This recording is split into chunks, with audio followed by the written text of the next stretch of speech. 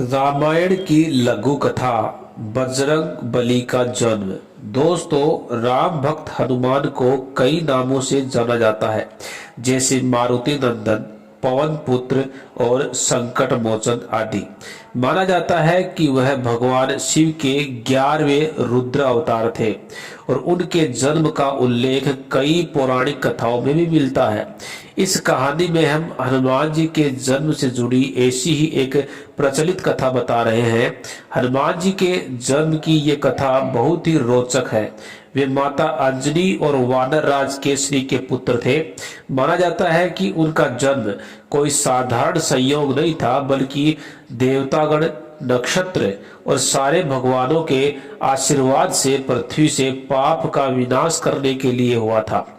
मान्यताओं के अनुसार माता अंजनी को यह वरदान मिला हुआ था कि उनका होने वाला पुत्र शिव का अंश होगा। इसके अलावा एक मान्यता यह भी है कि जब बजरंगबली का जन्म हुआ था, उसी समय रावण के घर में भी एक पुत्र ने जन्म लिया था। यह संयोग दुनिया में अच्छाई और बुराई का संतुलन बनाए रखने के लिए हुआ था। बात सतयुग की है, जब माता अंजनी एक जंगल में बैठकर पुत्र प्राप्ति के लिए भगवान शिव की पूजा कर रही थी। वह हाथ जोड़कर और आंखें बंद करके आराधना में लीन थी। तभी उनके सामने रखी कटोरी में एक फल आकर के गिरा। माता अंजनी ने जब उस फल को देखा तो उन्होंने उसे प्रसाद समझ करके सेवन कर लिया।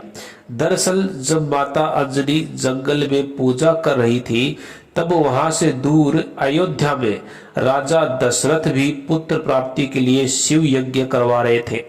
इस हवन के बाद पंडित ने राजा दशरथ की तीनों रानियों को फल दिए, जिन्हें खाने से उन्हें पुत्र प्राप्ति हुई थी। इन्हीं फलों में से एक छोटा सा अंश एक पक्षी उठा करके ले गया, जिसे उसने बाद में माता अंजनी के सामने रख दिया।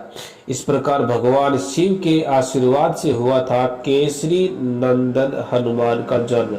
दोस्तों, यह लघु कथा आपको कैसी लगी, कमेंट के माध्यम से अवश्य बताइएगा।